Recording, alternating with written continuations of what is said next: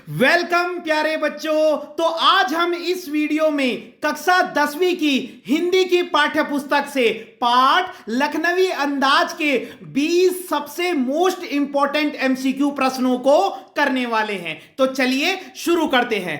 सबसे पहला प्रश्न है, लखनवी अंदाज पाठ के लेखक का क्या नाम है? तो लखनवी अंदाज पाठ के लेखक का नाम यशपाल है। देखिए, कोई भी प्रश्न सबसे पहले जो एमसीक्यू होता है वो क्या पूछा जा सकता है? चैप्टर और उसके राइटर का नाम। तो आपके सिलेबस में जितने भी पाठ हैं आपको सबके राइटर के नाम याद होने चाहिए।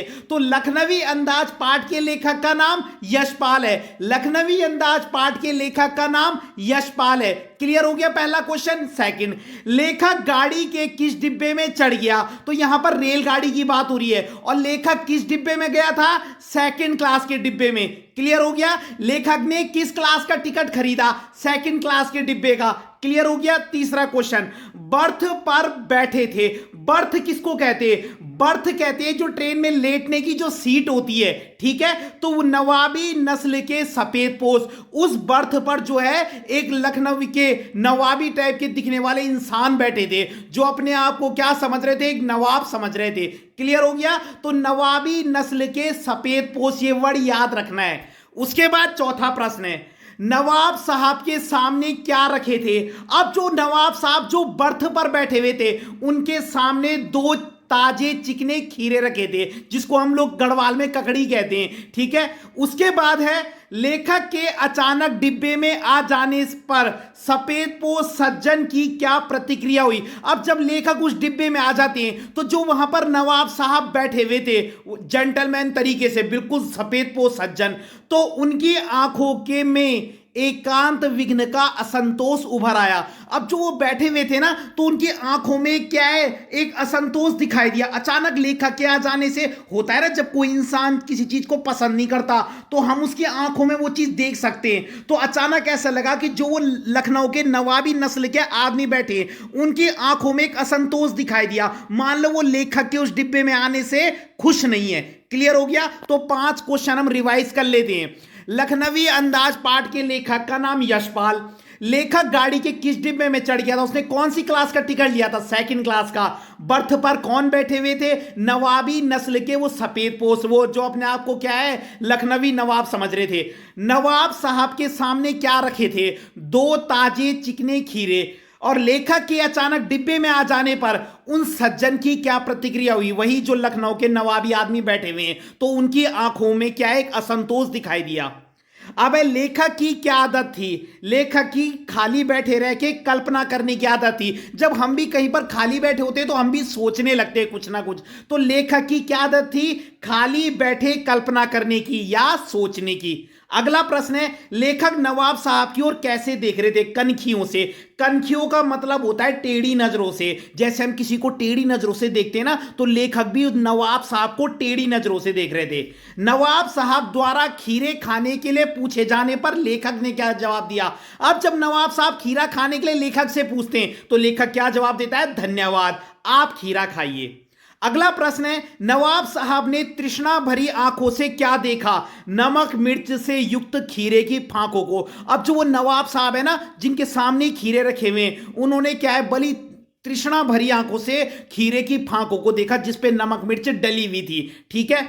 उसके बाद है, खिड़की के बाहर देखकर दीर्घ निश्वास लेना प्रतीक है लेखक के सामने खीरा ना खा सकने की व्यवस्था का।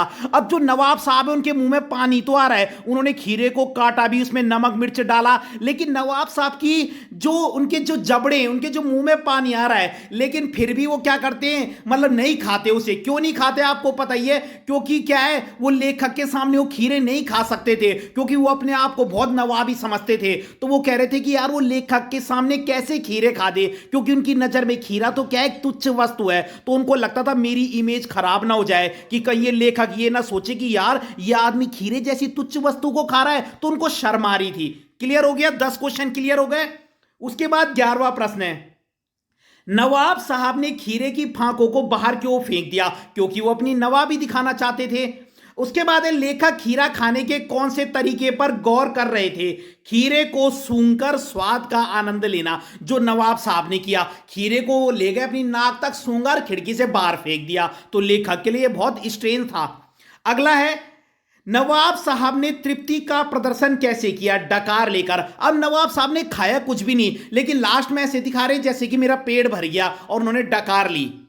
लखनवी अंदाज पाठ में किस पर व्यंग्य किया गया है। इस पाठ में कैसे लोगों पर कटाक्ष किया गया है। सामंती पूंजीपति वर्ग पर, जो अपने आप को बहुत समझते हैं, मतलब। ठीक है, अगला है नवाब साहब ने लेखक की संगति के लिए उत्साह क्यों नहीं दिखाया। अब नवाब साहब ने लेखक से बात करने के लिए इंटरेस्ट क्यों नहीं दिखाया, क्योंकि वह नहीं चाहते थे कि कोई उन्हें खीरा खाते हुए देखे। लेखक का कौन सा अनुमान गलत सिद्ध हुआ। डिब्बा निर्जन होगा। निर्जन माने होता है लेखक उस डिब्बे में इसलिए चढ़ा था क्योंकि उसको लगा था यह डिब्बा खाली होगा, लेकिन ऐसा हुआ नहीं। खीरा खाने की इच्छा होते हुए भी लेखक ने इनकार क्यों कर दिया। अब लेखक का मन था खीरा खाने का, लेकिन उसने मना क्यों कर दिया, क्योंकि वो पहले भी इनकार कर चुके थे। अतः आत्मसम्मान बनाए रखना था। अब जब लेखक वहां जाते हैं ना, तो पहले नवाब साहब उनसे खीरा खाने के लिए पूछते हैं, लेकिन लेखक मना कर देता है। नवाब साहब फिर पूछते हैं, तो लेखक का मन होता है, लेकिन उसने पहले एक बार मना कर दिया था। तो अब उसने कहा सेल्फ रिस्पेक्ट पे बात आ गई, अब मैं हाँ नहीं कह सकता। लेखक एकांत क्यों चाहते थे, क्योंकि वो भी नई कहानी के बारे में सोचना चाहते थे। तो लेखक भी एकांत यात्रा करना चाहते थे, क्योंकि वो नई कहानी के बारे में सोचना चाहते थे, नए किसी टॉपिक के बारे में। अगला है लेखक ने किसे एब्स्ट्रैक्ट किया है। खीरा सूंघकर पेट भरने को। अब जब नवाब साहब ने बिना खीरा खाए डकार ली ना, तो लेखक ने कहा यार ये क्या एब्स्ट्रैक्ट तरीका है, मतलब अमूर्त तरीका, क्योंकि लेखक बहुत भौचक्का रह गया कि यार ये आदमी बिना खाए डकार कैसे ले रहा है। अगला है नवाब साहब के जबड़ों के स्फुरण। स्फुरण का मतलब होता है कांपना, किसी चीज का हिलना।